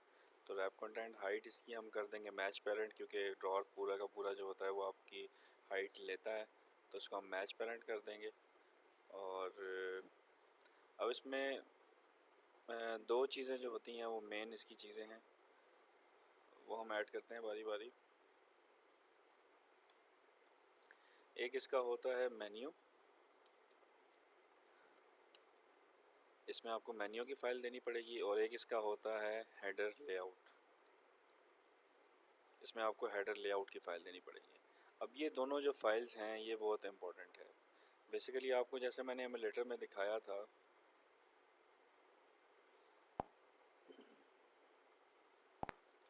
कि ये ड्रॉअर का जो हेडर था वो यहाँ पे हेडर लेआउट के अंदर आएगा। जो लेआउट आप इसको देंगे हेडर लेआउट के अंदर वो यहाँ पे इसका हेडर सेट हो जाएगा। वो बेशक इतना हाइट हो उसकी या फिर इससे ज़्यादा भी हो सकती है। और जब आप मेन्यू इसको देंगे तो मेन्यू बेसिकली जो होगा वो यहाँ पे जितने भी आइटम्स हैं ये सब मेन्यू है। इसका एक आइकन है, इसका एक टेक्स्ट है और इसकी कोई ना कोई आईडी होगी। जब इसको मैं क्लिक करूँगा तो वो मुझे इसकी आईडी के अगेंस्ट क्लिक लिसनर मेरा इसको डिटेक्ट कर लेगा। तो ये दोनों चीज़ें जो हैं इसकी बहुत इंपॉर्टेंट है। इसको हमने देखना है कि हम मेन्यू और हेडर लेआउट किस तरह से ऐड करते हैं। चलें इसकी तरफ चलते हैं। तो डिज़ाइन के लिए हमें जाना पड़ेगा प्रोजेक्ट के अंदर, लेआउट के अंदर। अब सिंपली हम क्या करेंगे कि लेआउट के अंदर एक लेआउट ऐड करेंगे क्योंकि हमें एक हेडर लेआउट भी चाहिए ना। तो हेडर लेआउट लेने के लिए आपको यहाँ से राइट क्लिक करना है, न्यू पे क्लिक करना है और लेआउट रिसोर्स फाइल ऐड करनी है।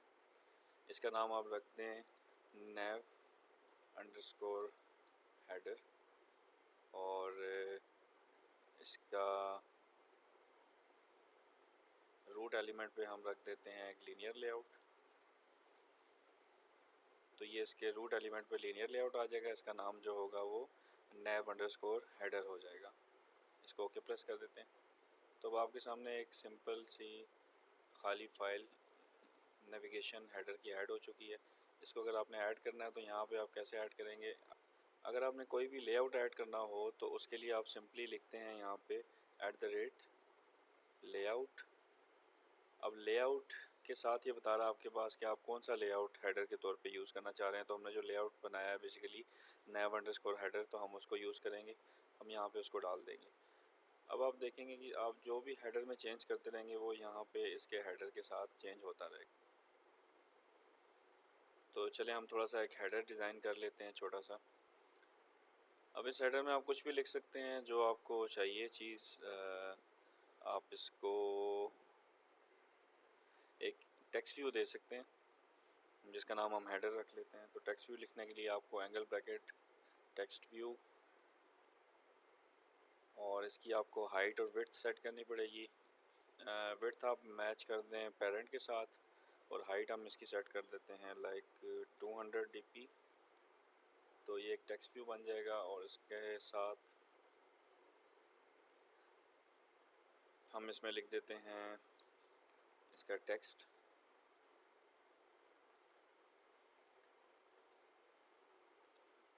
हेडर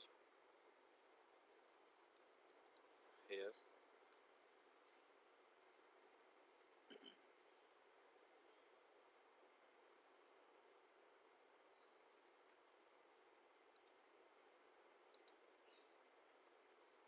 और उसकी ग्रेविटी जो हमने सेंटर कर दिया। तो ये बेसिकली एक टेक्स्ट व्यू है, काफ़ी बड़ी हाइट का हमने एक सैम्पल के तौर पे वो बना लिया है। इसका बैकग्राउंड आप कुछ भी सेट कर सकते हैं। अगर आप बैकग्राउंड सेट करना चाह रहे हैं तो उसके बैकग्राउंड में आप डाल दें @color, वो यहाँ पे आप वो कलर ऐड कर सकते हैं। तो हमने इसका एक प्राइमरी कलर सेट कर दिया, और टेक्स्ट का कलर हम वाइट कर देते हैं। टेक्स्ट कलर वाइट करने के लिए टेक्स्ट कलर की एट्रीब्यूट मौजूद है @Android के। ये @Android और @color का मैं आपको डिफरेंस थोड़ा बता देता हूँ कि जब @Android करके आप कलर करते हैं तो उसका मतलब है कि ये जो एंड्रॉयड स्टूडियो के डिफ़ॉल्ट कलर्स हैं, या एंड्रॉयड स्टूडियो के अंदर जो कलर्स मौजूद हैं आप वो यूज़ करना चाह रहे हैं। यानी कि अब जिस तरह से इसको मैं वाइट सेट करना जा रहा हूँ, तो मैं इसको कलर वाइट सेलेक्ट करूँगा। अब ये वाइट जो कलर है ये मेरी कलर्स की जो XML है, यानी कि जो वैल्यू उसके अंदर यहाँ पे आपको नज़र आ रही है, इसके अंदर कहीं पे भी आपको वाइट कलर नहीं मिलेगा। तो ये वाइट कलर वो कहाँ से लाया, @Android में से, यानी कि आपकी जो डिफ़ॉल्ट कलर्स मौजूद हैं इसके अंदर वो वहाँ से ये वाइट कलर लेके आया। और उस तरह से आपने ये जो कलर सेट किया ये आपका बेसिकली आपकी जो कलर्स की XML की फ़ाइल है वहाँ से इसने ये कलर चूज़ किया। तो ये आपने एक सिंपल सा हेडर सेट कर लिया। अब हम चलते हैं इसके मेन्यू की तरफ। तो मेन्यू कैसे ऐड करते हैं उसको हम देख लेते हैं। तो मेन्यू ऐड करने के लिए आपको रिसोर्सेज पे राइट क्लिक करना है। राइट क्लिक करके न्यू में आप जाएंगे, न्यू से एंड्रॉयड रिसोर्स फाइल, और यहाँ पे जो रिसोर्स टाइप है इसको आपने सेट करना है मेन्यू के ऊपर। तो ये आपकी मेन्यू की रिसोर्स टाइप में जाएगा। इसका हम नाम रख देते हैं nav मेन्यू, nav_menu, और इसको हम ओके कर देते हैं। तो आप देखेंगे कि आपकी एक सिंपल खाली सी मेन्यू की फ़ाइल ऐड हो चुकी है। इसके अंदर मेन्यू आइटम्स ऐड करने के लिए आपको सिंपली यहाँ पे ही एंगल ब्रैकेट करके आइटम के साथ आपने इसकी एक आईडी रखनी है। तो आईडी आप कुछ भी रख सकते हैं। लाइक आप अगर एक बनाना चाह रहे हैं माय अकाउंट का एक मेन्यू, तो माय अकाउंट के लिए आपको @ID अब आईडी का नाम हम कैसे रखेंगे, अकाउंट। और इसका टेक्स्ट रखने के लिए आपको टाइटल में जाके, अब ये टाइटल में आप इसका टेक्स्ट देंगे माय अकाउंट, और एक आप इसका आइकन दे देंगे अगर आप आइकन देना चाह रहे हैं। तो आइकन पे जाके आप एंड्रॉयड से कोई भी आइकन चूज़ कर सकते हैं। इसी तरह से जिस तरह से हमने वो आइकन चूज़ किया, कलर चूज़ किया था, उसी तरह से आप ड्राइबल्स अगर आपके पास अवेलेबल नहीं है तो आप डिफरेंट ड्राइबल्स इनके यूज़ कर सकते हैं जो एंड्रॉयड के डिफ़ॉल्ट मौजूद हैं। इसमें बेतहाशा आपको मिल जाएंगे। आप कोई भी आइकन चूज़ कर सकते हैं।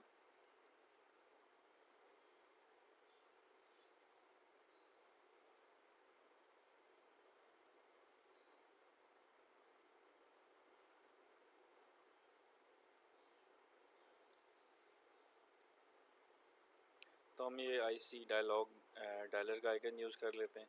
ये बेसिकली मेरे पास ये अभी ड्राइबल में एडिट नहीं है। ये एंड्रॉयड की जो डिफ़ॉल्ट ड्राइबल्स हैं, ये वो उन ड्राइबल्स में से हमने एक ड्राइबल चूज़ कर लिया।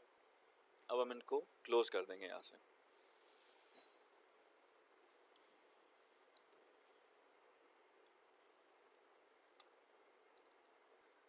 इसी तरह अगर आप मल्टीपल आइटम्स ऐड करना चाह रहे हैं और कोई चीज़ आप डुप्लीकेट करना चाह रहे हैं, तो आप कंट्रोल और D प्रेस करेंगे किसी भी चीज़ को सिलेक्ट करके, तो ये इसकी डुप्लीकेट बनाना शुरू कर देगा। तो हम इसकी मल्टीपल डुप्लीकेट्स बना लेते हैं।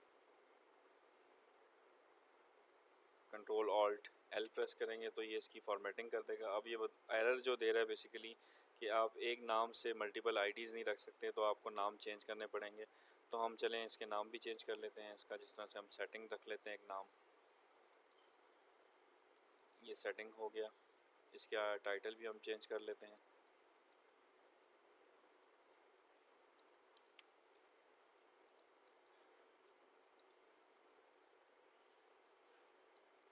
सेटिंग इसका टाइटल रख लिया हमने। इसके अलावा हम कोई और भी चीज़ सेट कर सकते हैं, जिस तरह से होम सेट कर लेते हैं।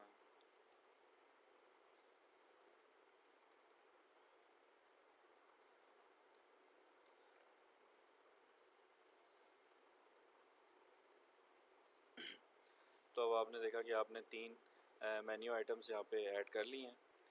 ये वाले जो मेन्यू आइटम्स हैं, ये बेसिकली आप ऑप्शन मेन्यू के लिए भी सिलेक्ट कर सकते हैं, और यही मेन्यू हम जो हैं ड्रॉअर में भी यूज़ करेंगे। तो अब ड्रॉअर में जो मेन्यू का ऑप्शन खाली था, उसके अंदर हम मेन्यू ऐड करेंगे। मेन्यू ऐड करने के लिए आपको क्या करना पड़ेगा, जिस तरह से आपने @ लेआउट करके लेआउट ऐड किया था, इसी तरह से @ मेन्यू करके आप मेन्यू ऐड कर सकते हैं। क्योंकि अभी तक हमारे पास एक ही मेन्यू है, तो वो ऑप्शन में नैव मेन्यू दे रहा है, तो हम इसको ऐड करेंगे। अब आप देखें कि आपका जो लेआउट है साइड पे, वो भी पूरा का पूरा ऐड हो चुका है, जिसमें ये 3 मेन्यूज़ आ रहे हैं और ये हेडर आ रहा है। तो मेरे ख्याल में हमने डिज़ाइन जो है वो कंप्लीट कर लिया है इसका। अब हम चलते हैं कुछ इसकी जावा की कोडिंग की तरफ, के इसमें हम जावा के अंदर क्या कुछ करेंगे, ताकि हम इसके कुछ एक्शन लिसनर्स गेट कर लें। एक्शन लिसनर से मुराद जो इस पर हम क्लिक करेंगे तो क्लिक का इवेंट कोई हिट होगा, तो वो इवेंट हम यहाँ पे कैच करेंगे। तो उसको करने के लिए हम अपनी जावा की तरफ मूव करते हैं। तो जो ये फ़ाइल है एक्टिविटी मेन, ये यूज़ हो रही है मेन एक्टिविटी के अंदर, तो हम मेन एक्टिविटी की जावा के अंदर आ गए। अब ये बिल्कुल सिंपल वैसे ही जिस तरह से एक जावा की लैंग्वेज है, उसके अंदर एक क्लास होती है, वो एक्सटेंड किया उसने एक्टिविटी को, तो ये बिल्कुल वैसे ही है। एक्टिविटी की क्लास को एक्सटेंड कर रही है क्योंकि ये एक्टिविटी है। और यहाँ पे आपकी इंपोर्ट्स नज़र आ रही हैं, जो अभी तक आपने यहाँ पे इंपोर्ट्स की हैं उसमें बंडल है, ऐप कॉम्पैक्ट एक्टिविटी जो आपने यहाँ पे यूज़ किया, ये बंडल यहाँ पे यूज़ हो रहा है, इस वजह से बंडल हुआ। और ये पैकेज का बेसिकली आपका पाथ आ रहा है ऊपर कि ये पैकेज है पूरा, जिसमें आपकी ये एक्टिविटी एग्जिस्ट करती है। मेन एक्टिविटी इसका नाम है, और ये ऑन क्रिएट का मेथड है। बेसिकली ये बाय डिफ़ॉल्ट ये मेथड ऐड कर देता है। बाकी मेथड्स अगर आपको चाहिए होंगे तो आप खुद से उसको ऐड करेंगे, वो हम देख लेते हैं कि हम किस तरह से ऐड करेंगे। और अब हमने बेसिकली इनिशियलाइज़ करना है अपनी जो ड्रॉअर की हमारा ड्रॉअर था, उसको इनिशियलाइज़ करना है, ड्रॉअर लेआउट को। इसको हम फॉर्मेट कर लेते हैं, कंट्रोल ऑल्ट L, ये फॉर्मेटिंग होगी इसकी। इस ड्रॉअर का हमने कोई आईडी रखना है, तो आईडी रखने के लिए यहाँ पे हम आईडी पे जाएंगे, @new id + id, और इसका आईडी हम रख लेते हैं मेन ड्रॉअर। और उसी तरह ये जो नेविगेशन व्यू है, इसको भी इनिशियलाइज़ हमने करना है, तो इसका भी हम कोई ना कोई आईडी सेट कर लेते हैं। इसका आईडी हम रख लेते हैं @new id navigation _ व्यू। ये नेविगेशन व्यू हमने इसकी आईडी सेट कर दी। अब हम चलते हैं अपनी मेन एक्टिविटी की तरफ। अब 2 हम वेरिएबल्स यहाँ पे इनिशियलाइज़ करवा लेते हैं। वेरिएबल इनिशियलाइज़ करवाने का सिंपल तरीका है, हम यहाँ पे इसको प्राइवेट करते हैं क्योंकि ये जो वेरिएबल्स हैं ये सिर्फ इस क्लास तक महदूद रहेंगे, इससे आगे हमने कहीं यूज़ नहीं करने, तो उसको प्राइवेट कर लेना अच्छा होता है। ड्रॉर था आपका पहला, तो ड्रॉर लेआउट होगा। इसका आप कोई भी रख सकते हैं नाम, जिस तरह से वहाँ पे हमने इसका नाम रखा हुआ है मेन ड्रॉर, तो यहाँ पे हम इसको नाम दे सकते हैं DL मेन। ये ड्रॉर लेआउट मेन है। अब दूसरा जो हम वेरिएबल सेट करेंगे वो होगा हमारे पास प्राइवेट नेविगेशन व्यू। इसका हम नाम रखेंगे NV, और आगे से जो उसका नाम चल रहा है वो वाला नाम ऐड कर देंगे नेव, NV नेव व्यू। अब इन दोनों जो हमने वेरिएबल्स लिए हैं इनको हम नीचे फर्दर यूज़ करेंगे। वो कैसे करते हैं वो हम देख लेते हैं। हमने इसकी जो इनिशियलाइजेशन है वो करनी है, वो यहाँ पे हम इनिशियलाइजेशन कर लेते हैं। तो सेट कंटेंट व्यू के बाद आप इनिशियलाइजेशन करेंगे, क्योंकि पहले आपका जो कंटेंट व्यू है वो सेट हो जाना चाहिए, यानी कि आपकी XML लोड हो जानी चाहिए। उसके बाद हम उसकी XML के जो आइटम्स हैं उनको एक्सेस करेंगे नीचे। तो जो हमने ऊपर नाम रखा था DL main is equal to, अब किसी भी जो हमारे पास XML में एलिमेंट्स होते हैं उनको यहाँ पे एक्सेस करने के लिए आपको करना पड़ता है फाइंड व्यू बाय ID। ये क्या करता है बेसिकली कि जो आप ID इसके अंदर देंगे ये वो वाला व्यू आपको ला के यहाँ पे इनिशियलाइज़ करेगा। तो find view by ID basically इसका एक मेथड है जो आपको यहाँ से जितने भी आपके पास लेआउट्स हैं ना, इनके जो व्यूज़ हैं वो आप यहाँ पे एक्सेस कर सकते हैं। तो वो कैसे करते हैं हम उसको देख लेते हैं।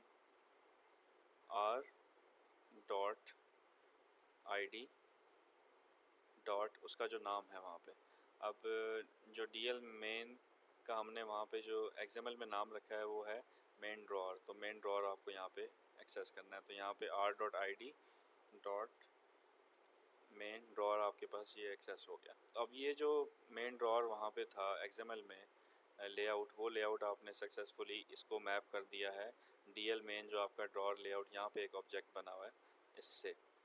इसी तरह आप दूसरे वाले भी इस पे एक्सेस कर लेते हैं। वो कैसे करेंगे हम, नेविगेशन व्यू को NV nav view is equal to find view by ID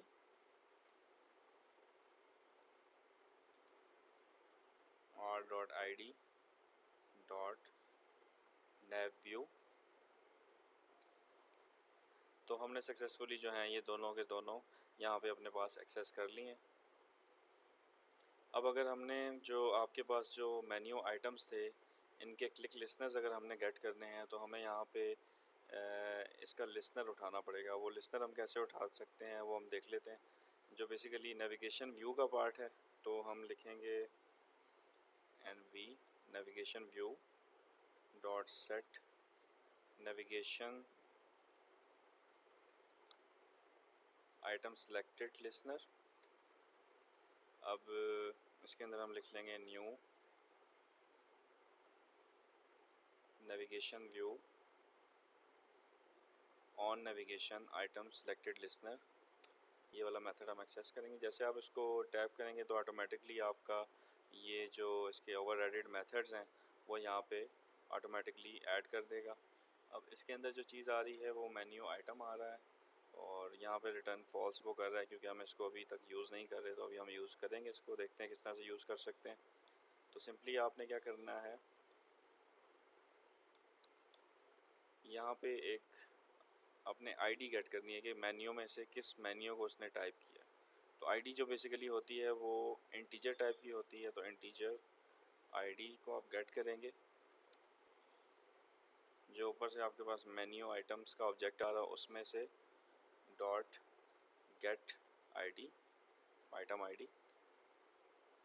तो ये आपने जो ID है वो गेट कर लिया। अब एक स्विच स्टेटमेंट जो है वो इसको हम डिफरेंशिएट करेगी कि कौन सा आइटम जो है वो क्लिक हुआ है, अकाउंट का, सेटिंग का, या इसके अलावा जो दूसरे ऑप्शन है उनमें से कौन सा ऑप्शन उसने सेलेक्ट किया है। तो स्विच स्टेटमेंट हम एक ऐड कर लेंगे।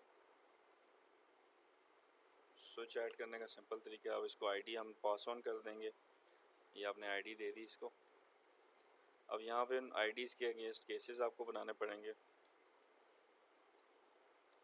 r.id डॉट, अब उसमें से कौन सा वाला लाइक मेन्यू क्लिक हुआ है, तो ये सारे के सारे जो अभी आईडीज़ एग्जिस्ट करती हैं यहाँ पे डिस्प्ले हो रही हैं, लेकिन हमें अपनी आईडी का याद होना चाहिए। वो आईडी हम वहाँ से देख लेते हैं।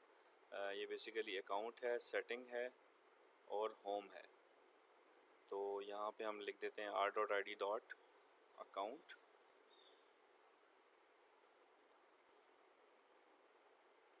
इसी तरह हमारे पास दो और हैं, वो दो कौन कौन सी हैं, एक सेटिंग की है और एक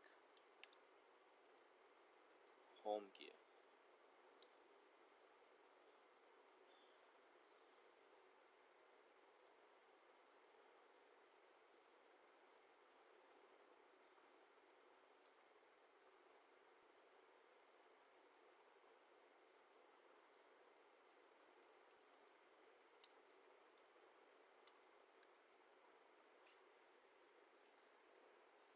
और स्विच केस में हमारे पास, स्विच स्टेटमेंट में हमारे पास एक डिफ़ॉल्ट भी होती है, तो हम डिफ़ॉल्ट भी एक सेट कर देते हैं और उसके केस में हम रिटर्न कर देते हैं ट्रू।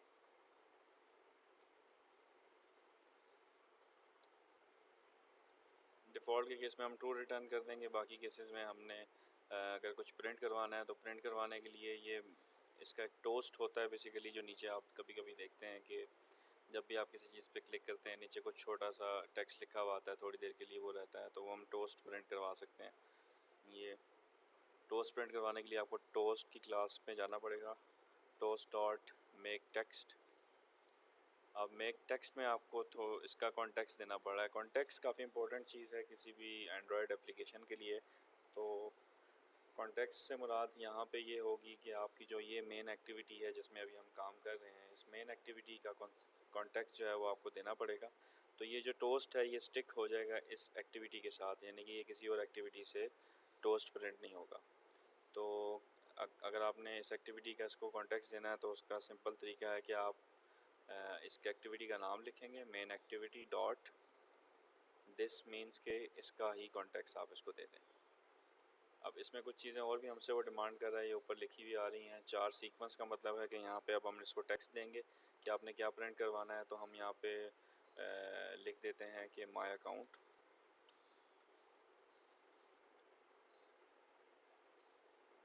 तो ये हमने इसको टेक्स्ट दे दिया माय अकाउंट का।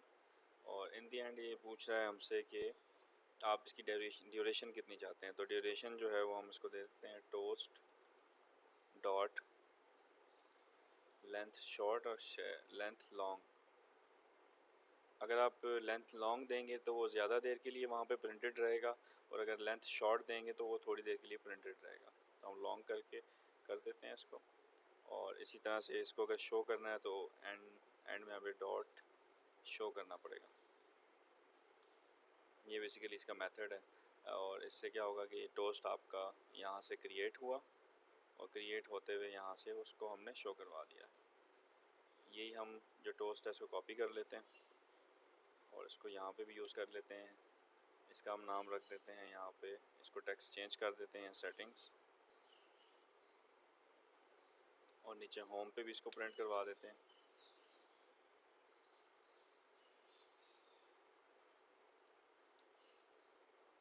तो ये आपने सक्सेसफुली जो है एक लिसनर ऐड किया, और लिसनर के बाद आपने जितने भी मेन्यू आइटम्स क्लिक हो रहे थे उनकी क्लिकिंग के ऊपर आपने डिफरेंट टोस्ट जो है वो प्रिंट करवा दिए। तो आपका जो नेविगेशन ड्रॉअर है उसके लिसनर्स आपने यहाँ से गेट कर लिए। अब हम रन करके देख लेते हैं हम अपनी एप्लीकेशन को कि हमारी एप्लीकेशन का रिज़ल्ट किस तरह से आता है। तो चलिए रन करने के लिए प्ले के बटन पर क्लिक करते हैं। ये ग्रेडल बिल्ड होने के बाद आपकी एप्लीकेशन एमुलेटर पे सक्सेसफुली रन हो जाएगी। अभी आपकी एप्लीकेशन का रिज़ल्ट आ चुका है। अब आप देखते हैं इसको कि ये कैसे लगेगी। आपने लेफ़्ट से राइट की तरफ स्वाइप करना है तो आपका ड्रॉअर जो है वो ओपन हो जाएगा। आप देख रहे हैं कि आप आप देख रहे हैं जैसे आपने हेडर ऐड किया था वो हेडर यहाँ पे आ रहा है। उसके बाद जितने भी मेन्यू आइटम्स थे वो यहाँ पे मेन्यू आइटम्स डिस्प्ले हो रहे हैं। आप किसी भी मेन्यू आइटम पे क्लिक करके देख लेते हैं कि उसका जो टोस्ट है वो प्रिंट हो रहा है कि नहीं हो रहा। तो माय अकाउंट पे क्लिक कर लेते हैं। माय अकाउंट का देखें कि आपका टोस्ट प्रिंट हो रहा है और थोड़ी देर के बाद वो गायब हो जाएगा। इसी तरह सेटिंग का भी देख लेते हैं और होम का भी देख लेते हैं। तो सेटिंग और होम सारे जो आपके क्लिक लिस्ट है ना वो सक्सेसफुली ऐड हो गए। तो ये एक सिंपल तरीका था आपका ड्रॉअर ऐड करने का। तो इस तरह से आप एक ड्रॉअर एप्लीकेशन बना सकते हैं। इसको मज़ीद इम्प्रूवमेंट की जा सकती है, आप साथ साथ देख के इसकी इम्प्रूवमेंट भी कर सकते हैं। आज का जो लेक्चर है उसको हम यहाँ पे ख़त्म करते हैं। इंशाल्लाह नेक्स्ट लेक्चर में मुलाकात होगी। अपना ख्याल रखिएगा। अल्लाह हाफिज़।